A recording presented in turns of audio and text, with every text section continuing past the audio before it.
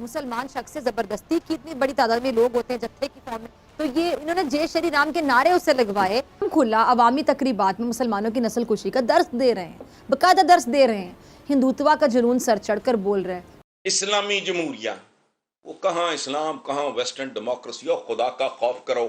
بندہ جب کسی بات سے اکتا جاتا ہے تو کیا کہتا ہے، یار ایسی زندگی سے تو موت اچھی، ایسی جمہوریت سے تو کچھ بھی اچھا۔ انڈیا کی جو ہندوتوا پالیٹکس ہے نا، یہ بیسیکلی بیس ہی ریسزم کے پرتی ہے، اس کے پر، اور وہ اس سے نکل نہیں سکتا۔ اچھا، اب کانگریس کو بھی پاکستان کے گٹارے میں کھڑا کرتے ہیں۔ اور سب سے بڑی بات ہے کہ یو پی کا الیکشن، اور اگر یو پی کے الیکشن میں ایک دفعہ ہار گئی تو اس کا مطلب ہے کہ سارے کے سارے بیس سے ہار گئے۔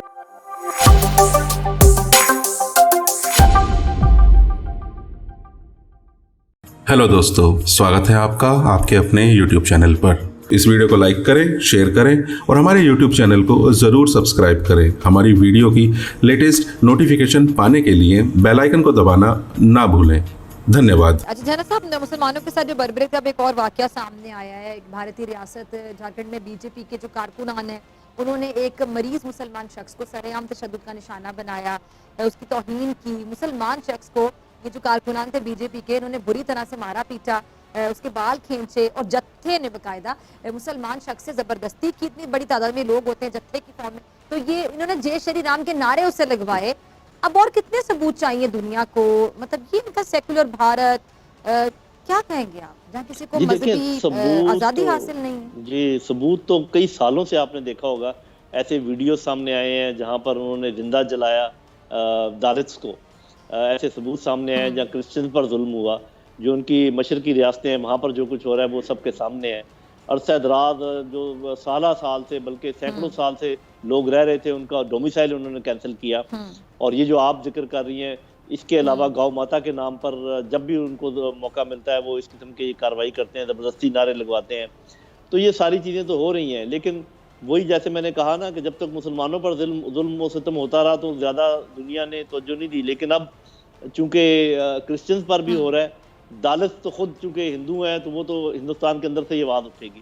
تو ابھی پاکستان کو یہ چاہیے، کیونکہ ہم پڑوسی ہیں اور ہم افیکٹ ہوتے ہیں، ہمارے اوپر اس کا امپیکٹ ہوتا ہے، ہمیں زیادہ سے زیادہ چیز کو آگے بڑھانا چاہیے۔ اور میرا خیال ہے بہت اچھا ٹویٹ کیا ہے عمران خان صاحب نے، اس کو چاہیے کہ فارن آفس کو اس کو آگے لے کے آگے چلے، ثبوتوں کے طور پہ یہ ساری چیزیں لے کر جائے۔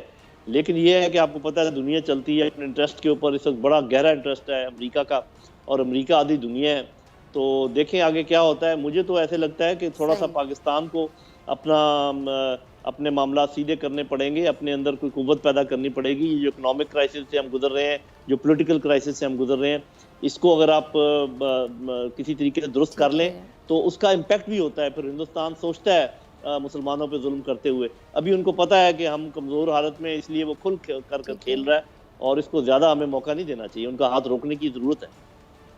بھارت سیکولرزم اور جمہوریت کے نام پر ایک سیاہ دھبا بن چکا ہے۔ مودی کے بھارت میں خوف کی فضا ہے، اقلیتوں کا جینا مشکل ہو گیا ہے۔ 2014 سے لے کر بی جے پی بھارت میں صرف نفرت کی آگ جلا رہی ہے۔ اب تو بی جے پی کے رہنما نفرت میں اتنے اندھے ہو گئے، کھلا عوامی تقریبات میں مسلمانوں کی نسل کشی کا درس دے رہے ہیں، باقاعدہ درس دے رہے ہیں، ہندوتوا کا جنون سر چڑھ کر بول رہے ہیں، اور بھارتی وزیر اعظم نریندر مودی بی جے پی رہنماؤں کے قتل و غارت اور خون ریزی کے بیانات کا نوٹس لینے کی بجائے ہونٹ سی کر بیٹھے ہوئے ہیں، خاموشی سے بیٹھ کر اقلیتوں پر ہونے والے یہ جو مظالم ہیں اور خون ریزی بڑھانے والی مہم کو سپورٹ کر رہے ہیں۔ دراصل مودی اور بی جے پی کی جو انتہا پسند کارروائیاں ہیں اس پر اب امریکی اور جو اسرائیلی میڈیا ہے وہ بھی کھل کر لکھ رہا ہے۔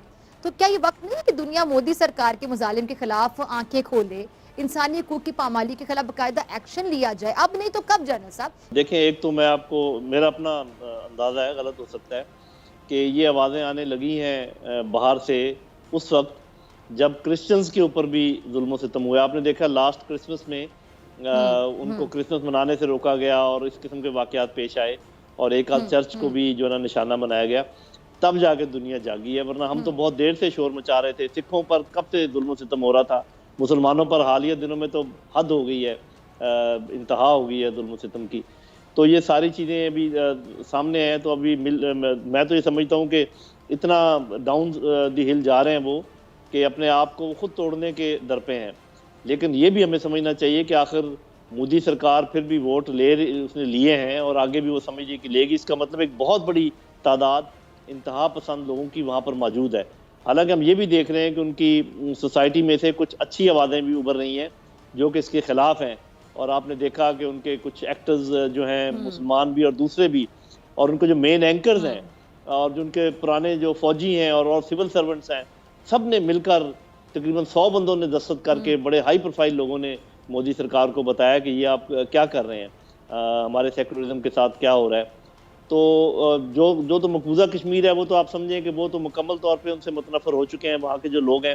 اب تو مین انڈیا میں یہ معاملات ہو رہے ہیں, تو ٹوٹ پھوٹ کی طرف جو ان کا سفر ہے وہ نظر آ رہا ہے. پچھلے دنوں آپ نے ایک سٹیٹمنٹ دیا حسن نثار صاحب, اس کے بعد ایسا لگا کہ ایک یلغار ہے لگاتار جو آپ کے اوپر کی گئی ہے سوشل میڈیا پہ.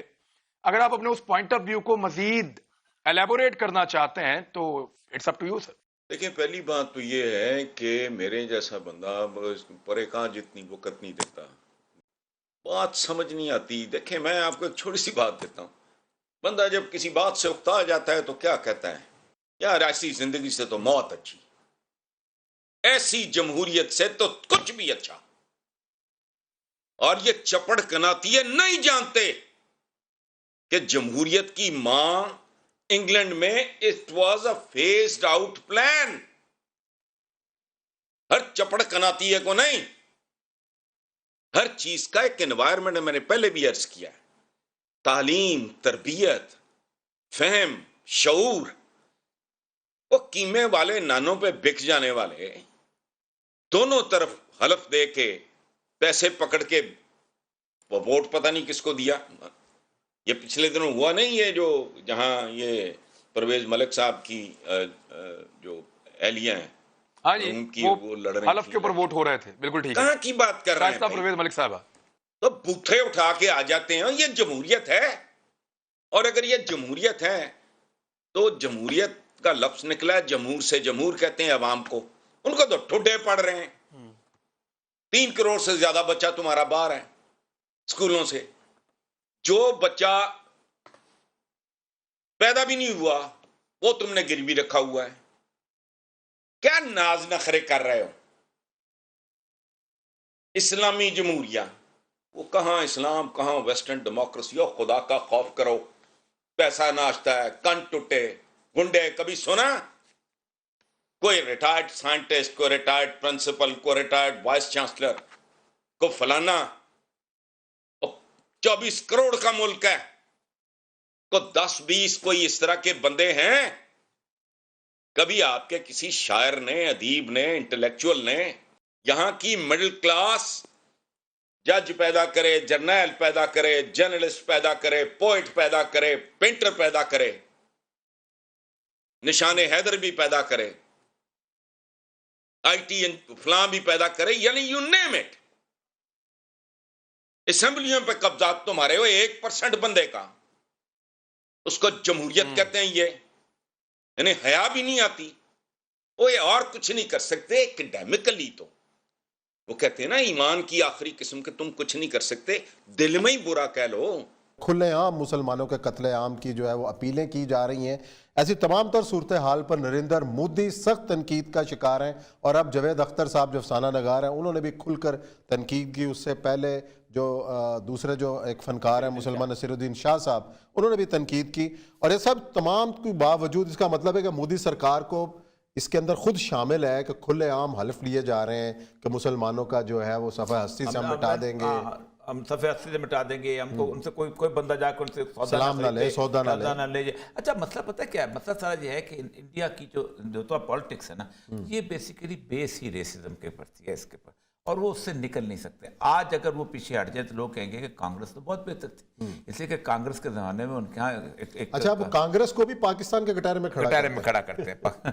وہ کہتے ہیں کہ سیکولر. اصل مسئلہ یہ ہے کہ وہ بنیادی طور پر اس کو الیکشن سیزن ہے, اور سب سے بڑی بات ہے کہ یو پی کا الیکشن, اور اگر یو پی کے الیکشن میں ایک دفعہ ہار گئی تو اس کا مطلب ہے کہ سارے کے سارے بیس سے ہار گئے. بنارس سے ہار گئے, اچھا اس کے بعد ایودھیا سے ہار گئے, متھرا سے ہار گئے, वो सारे वो जगह जो कि हिंदुओं की खास तर मुकद्दस तरीन, ना हरिद्वार का मेला और ना कुंभ का मेला और ना बनारस के वो सारे के सुबह बनारस, सब खत्म हो गया ना। तो असल मसला वही है कि ये, और ये किस जमाने में कांग्रेस की अपनी जगह, अमेठी जो थी ये बेसिकली नेहरू का सब जगह थी, कांग्रेस की थी, नेहरू फिर इंदिरा गांधी वहां से जीती, फिर राजीव जीता वहां पर, तो वो सारे का सारे ये बेस है।